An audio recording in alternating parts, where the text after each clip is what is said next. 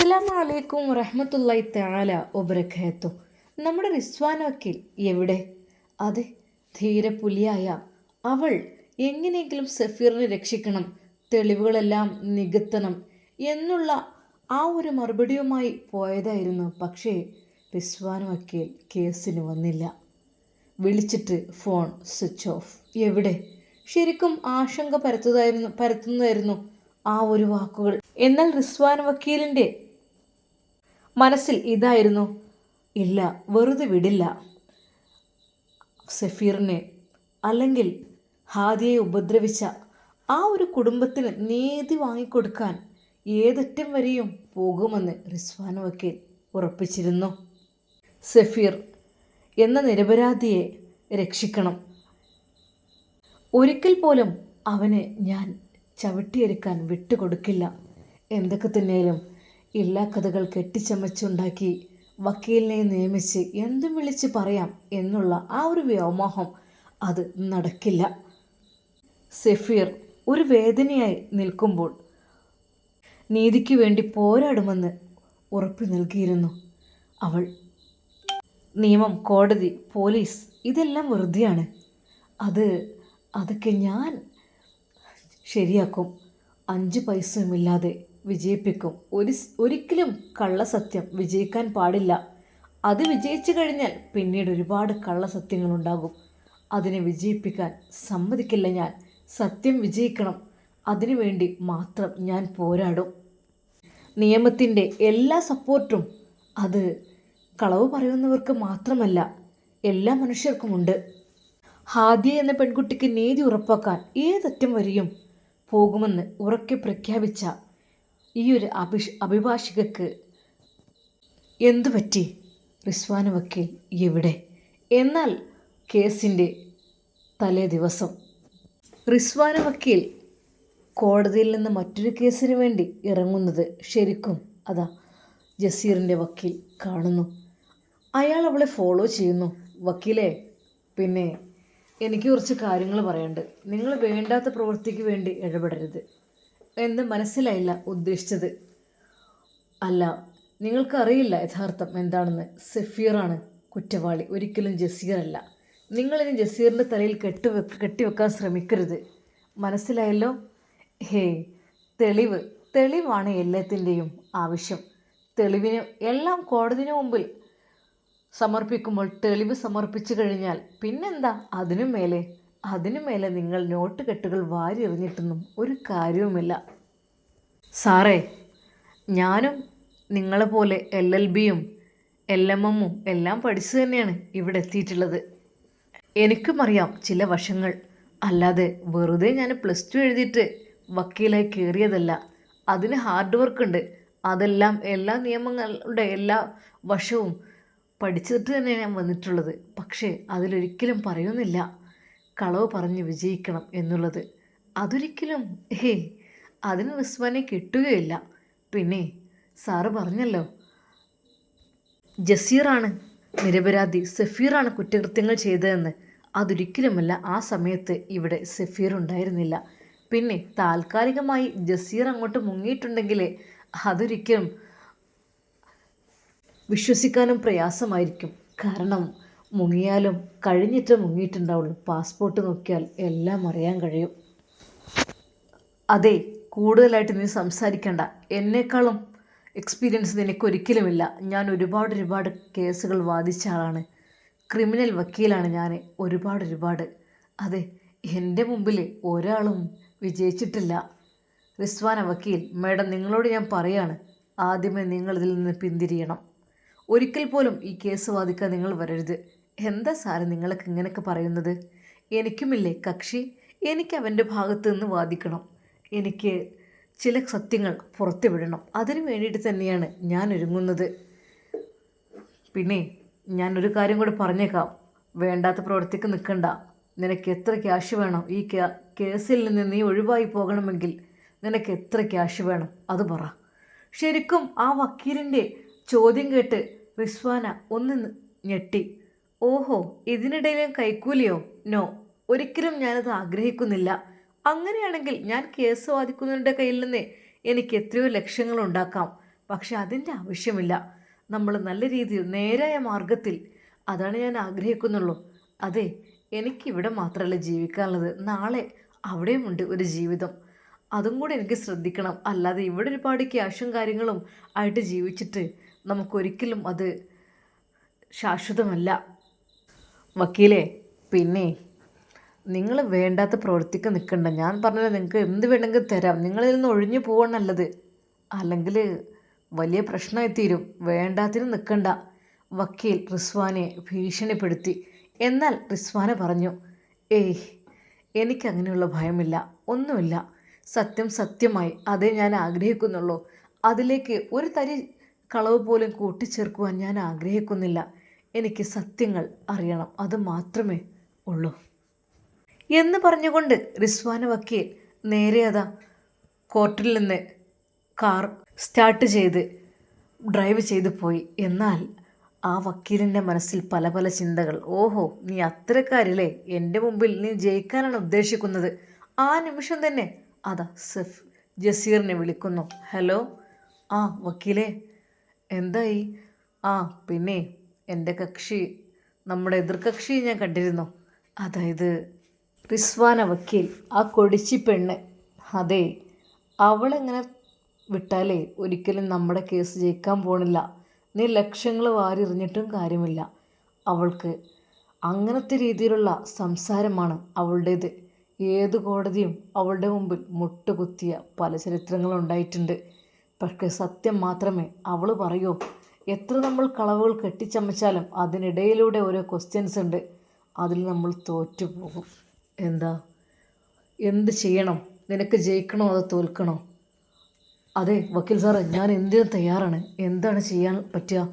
എനിക്ക് എന്തെങ്കിലും, അവൾ ഇപ്പം അങ്ങ് ഇറങ്ങിയിട്ടുണ്ട്. അവളുടെ കാറിൻ്റെ നമ്പർ ഞാൻ ഫോട്ടോ എടുത്ത് വാട്സപ്പ് ചെയ്തിട്ടുണ്ട്. വൈകാതെ വരും, കരുതിക്കോ. പിന്നെ എന്ത് കള്ളത്തിനും ചെയ്യുകയാണെങ്കിലും പുറം ലോകം അറിയാൻ പാടില്ല. അതിൻ്റേതായ രീതിയിൽ തെളിവുകളെല്ലാം നശിപ്പിച്ചുകൊണ്ട് വേണം. ഓക്കെ. എന്നാൽ ഈ സമയം അതാ അവൻ ആ നമ്പർ നോട്ട് ചെയ്തു. ഓ, വാട്സപ്പിലേക്ക് വന്നിട്ടുണ്ട്. ഇത് റൂട്ട് കാര്യങ്ങൾ ഒക്കെ മനസ്സിലാക്കിയിട്ട് അതങ്ങ് ഇല്ലായ്മ ചെയ്യാം, അതായിരിക്കും നല്ലത്. ഓഹോ, ഒരിക്കൽ പോലും അവൻ ജയിക്കാൻ പാടില്ല. റിസ്വാൻ രക്ഷപ്പെട്ടു കഴിഞ്ഞാൽ അവൻ ജയിക്കും. അതുകൊണ്ട് നാളത്തെ കോടതിയുടെ ആ ഒരു കേസ് വാദിക്കലിന് ഒരിക്കലും റിസ്വാന വക്കീൽ വരാൻ പാടില്ല. അത് ഞാൻ സമ്മതിക്കില്ല. അങ്ങനെ അതാ ജസീറിൻ്റെ ദുർബുദ്ധികൾ വീണ്ടും ഉയരുന്നു. ഹോ, പിന്നെ എനിക്കല്ലേ, ആര് വേണമെങ്കിലും എന്ത് ചെയ്യാനും ഒരു കുഴപ്പമില്ല. സംഭവിച്ചത് എന്തായിരിക്കും? അത് ജസീർ അവൻ്റെ ആളുകളെ വിട്ട് അവളെ എന്ത് ചെയ്തു? കിഡ്നാപ്പ് ചെയ്തോ എന്തോ അറിയുന്നില്ല. എന്നാൽ ഈ സമയം അതാ യഥാർത്ഥ സത്യം ആഷി ഉസ്താദ് മനസ്സിലാക്കുന്നു. അവർ താമസിച്ചിരുന്ന ആ വീട് പൂട്ടിയ രീതിയിലാണ്. ഒരിക്കൽ പോലും അവിടെ ഒരാളിൻ്റെ പെരുമാറ്റോ കാര്യങ്ങളൊന്നുമില്ല. ഹാദി, ആ ഉസ്താദേ, ഇവിടെ ഒരാൾ പെരുമാറ്റമൊന്നുമില്ല. ഞാൻ ബെല്ലടിച്ച് നോക്കി, ഒന്നുമില്ല, തുറക്കൊന്നുമില്ല. വാതിൽ പുറത്തേക്ക് പൂട്ടിയ രീതിയിലാണ് കാണുന്നത്. യാ റബ്ബേ, അവരെക്കുറിച്ച് ഫോൺ നമ്പർ ഇത് ചെയ്യും? പോലീസിൽ പരാതി കൊടുക്ക്, അതോ ഇനി അവർ വേറെ അങ്ങോട്ടും പോയോ? ഏയ്, അങ്ങനെ വഴിയില്ല. ഒരിക്കലും എൻ്റെ റിസ്വാന വക്കീൽ അങ്ങനെ ചെയ്യില്ല. കാരണം അവൾ നല്ല മോളാണ്, സത്യത്തിന് വേണ്ടി പോരാടുന്ന മോളാണ്. അവളെ ആരും എന്തോ അപായപ്പെടുത്തിയതായിട്ട് ചെറിയൊരു സൂചന എനിക്കിങ്ങനെ തോന്നുകയാണ്. അറിയുന്നില്ല എന്തൊക്കെ തന്നെയായാലും. എന്തൊക്കെ ഞാൻ കേൾക്കുന്നത്? അതെ, പാവം, ഞാനാണ് വിളിച്ചത് വക്കീലിനെ. കാരണം എനിക്കറിയുന്നത് ആയതുകൊണ്ട്. പാവം പെണ്ണാണ്. അതായത് ഒരാൾക്കും ഒരു ഉപദ്രവം ചെയ്യാത്ത ആളാണ്. എല്ലാവരെയും ഹെൽപ്പ് ചെയ്യും എല്ലാ കാര്യത്തിനും. എന്തൊക്കെ തന്നെ ആണെങ്കിലും അവൾ എത്ര പാവങ്ങളാണെങ്കിലും ആരുടെ കേസും വാദിക്കാൻ വരും, സത്യം വിജയിപ്പിക്കും. അതായിരുന്നു അവൾ. പഠിച്ചോനെ, എന്ത് ചെയ്യാം? ശരിക്കും റിസ്വാന വക്കീൽ താമസിച്ചിരുന്ന ആ ഒരു വീടും പൂട്ടിയിട്ടുണ്ട്. അറിയുന്നില്ല എന്താ ഏതാ എന്നുള്ളത്. കൊണ്ടു നടക്കുന്നത് ശരിയല്ല. പറഹാദി, എങ്ങോട്ടൊക്കെ നിന്നെ കൊണ്ടുപോകേണ്ടത്? ഞാൻ നിൻ്റെ വീട്ടിലേക്ക് കൊണ്ടുപോയി വേണോ അതോ എൻ്റെ വീട്ടിൽ കുറച്ച് ദിവസം കൂടി കഴിയാം, അതല്ലേ നല്ലത്? ഞാൻ ഉപ്പയെ വിളിച്ച് കാര്യം പറയട്ടെ. അപ്പോൾ തന്നെ അത് വിചാരിച്ചപ്പോഴേക്കും ഉപ്പയുടെ ഫോൺ ഹാദിയുടെ ഫോണിലേക്ക് വരുന്നുണ്ടായിരുന്നു. അല്ല, ഉപ്പ വിളിക്കുന്നു. ഹലോ ഉപ്പ, അസ്സലാമു അലൈക്കും. വലൈക്കും അസ്സലാം മോളെ, എന്തായി കേസൊക്കെ? ഏ ഉപ്പ, അത് ഞങ്ങളുടെ വക്കീലിന് വരാൻ പറ്റിയില്ല ഉപ്പ. ഞങ്ങളുടെ വക്കീലെ കാണുന്നില്ല. എന്തോ സംഭവിച്ച് അറിയില്ല. അവിടെ വീട്ടിലേക്ക് പോയേക്കിപ്പോഴും അവിടെയില്ല. ശരിക്കും ആ പിതാവ് ഞെട്ടിപ്പോയി. മോളെ, നീ എന്ത് പറയുന്നത്? അതെ ഉപ്പ, ശരിക്കും ആ വക്കീലിനെ ആരെങ്കിലും അപകടത്തിൽപ്പെടുത്തിയോ? പൊന്നു മോളെ, അങ്ങനെയാണെങ്കിൽ അതെ, അതാ നീചനായ ജസീർ മാത്രമായിരിക്കും, അല്ലാതെ വേറെ ആരുമല്ല. എൻ്റെ കുട്ടി കേസിൽ വിജയിക്കണം എന്നുള്ളത് അവനൊരിക്കലും ഇഷ്ടമില്ലാത്ത കാര്യമായിരിക്കും. അതുകൊണ്ട് തന്നെ മോളെ, എന്തായാലും ഇതിൻ്റെ പിന്നിൽ അവൻ തന്നെയായിരിക്കും, അല്ലാതെ ആരും ആയിരിക്കില്ല. പിതാവിൻ്റെ ആ ഒരു വാക്ക് കേട്ടപ്പോൾ തന്നെ ആദ്യം ഒരു നിമിഷം വിചാരിച്ചു, റബ്ബേ, ഇത്രക്കും ക്രൂരനായ ഒരാളാണല്ലോ എൻ്റെ ഭർത്താവ്. അതെ, ഇത്രയധികം വലിയ ക്രിമിനൽ എന്ന് മനസ്സിൽ ഉറപ്പിച്ചു. എന്നാൽ ആ നിമിഷം തന്നെ ഹാദിയ അതാ ഉസ്താദിനോട് പറഞ്ഞു, ഉസ്താദേ, എനിക്ക് പോലീസ് സ്റ്റേഷൻ വരെ ഒന്ന് പോകണം, പരാതി കൊടുക്കണം. ഹാദിയ, ഇങ്ങനെ ഈ ഒരു അവസ്ഥയിലോ? അതിനെന്താ ഉസ്താദേ, ഒരു കുഴപ്പമില്ല, എനിക്ക് പരാതി കൊടുത്തേ തീരൂ. അതെ, എനിക്ക് പരാതി കൊടുക്കണം. ഹാദിയ കരഞ്ഞുകൊണ്ടായിരുന്നു അത് പറഞ്ഞിരുന്നത്. കാരണം അതെ, ഇവിടെ തിന്മയാണ് വിജയിക്കുന്നത്, ഒരിക്കൽ പോലും നന്മ വിജയിക്കുന്നില്ല. ഇവിടെ പണക്കാർ, കുറച്ച് കയ്യൊക്കുള്ളവർ കാര്യക്കാർ, അല്ലാത്തവർ വെറും പാവങ്ങൾ. ഒരിക്കൽ പോലും അങ്ങനെ വിടാൻ പറ്റില്ല. അതെ, ഞാൻ ഇതുവരെയായിട്ട് ഒരാൾക്കെതിരെയും കേസ് കൊടുത്തിട്ടില്ല. കേസ് കൊടുക്കേണ്ട ആവശ്യമുണ്ടായിരുന്നില്ല. അന്ന് എൻ്റെ ഉപ്പ എന്നോട് പറഞ്ഞതാണ്, മോളെ നമുക്ക് കേസ് കൊടുക്കാം എന്നുള്ളത്. ഞാൻ പറഞ്ഞു, വേണ്ടപ്പാ, അവരതിനേക്കാളും വലുതെന്തെങ്കിലും ചെയ്യും, അതുകൊണ്ടൊന്നും വേണ്ടപ്പോ എന്ന് പറഞ്ഞ് എൻ്റെ ഉപ്പയോട് കരഞ്ഞ് ഞാൻ പറഞ്ഞതായിരുന്നു. എന്നാൽ ആഷി ആ സമയം തന്നെ അതാ അവളുടെ വാക്ക് കേട്ടപ്പോൾ നേരെ പോലീസ് സ്റ്റേഷനിലേക്ക് അതാ വാഹനം വിടുകയാണ്. അങ്ങനെ അതാ വീൽ ചെയറിൽ നിന്ന് അവളെ പതുക്കെ അതിലേക്ക് ഇറക്കിയിട്ട് സാറിനോട് പറയുന്നു, സാർ, ഒരു പരാതി എഴുതി തരാൻ വേണ്ടിയിട്ടായിരുന്നു. ആ, എന്താ, വരൂ, കടന്നു വരൂ. അങ്ങനെ അതാ വീൽ ചെയർ തള്ളിക്കൊണ്ട് അവളെ അതാ പോലീസ് സ്റ്റേഷൻ്റെ അകത്തേക്ക് കയറ്റി. പറയൂ, എന്താണ് നിങ്ങളുടെ പേര്? എൻ്റെ പേര് ഹാദിയ. ഇതെന്ത് പറ്റി? സാറേ, ഒരുപാട് കഥകൾ പറയാനുണ്ട്. അതെ, ഇത് ഒരിക്കലും ഞാൻ പറയാനാവില്ലെന്ന് വിചാരിച്ചു, പക്ഷേ സാറേ, എനിക്ക് പറയാതിരിക്കാൻ വയ്യ. എന്ത് പറ്റിയതാണിത്? ഇങ്ങനെ തന്നെയാണോ ജന്മന? അല്ല, ഒരിക്കലുമല്ല, ആക്സിഡൻറ്റ് എന്ന് പറയാൻ പറ്റില്ല. എന്നെ കൊല്ലാൻ ശ്രമിച്ചു എന്ന് തന്നെ പറയാം. ആര്? എൻ്റെ ഭർത്താവ് എന്ന പേരുള്ള ജസീർ എന്ന പറഞ്ഞ ആൾ, ജസീർ പുളിക്കൽ. അദ്ദേഹം എന്നെ കൊല്ലാൻ വേണ്ടി ശ്രമിച്ചു. എന്നാൽ പകുതി ജീവനായി ഞാൻ രക്ഷപ്പെട്ടു.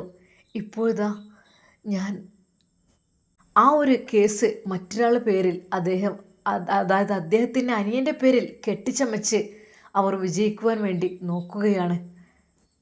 എന്നാൽ അതിനിടയിൽ അതാ കേസ് വിജയിച്ചു, അനിയൻ ജയിലിലുമായി. പക്ഷേ സാറേ, എനിക്കിപ്പോൾ പറയാനുള്ളത് മറ്റൊരു കാര്യമാണ്.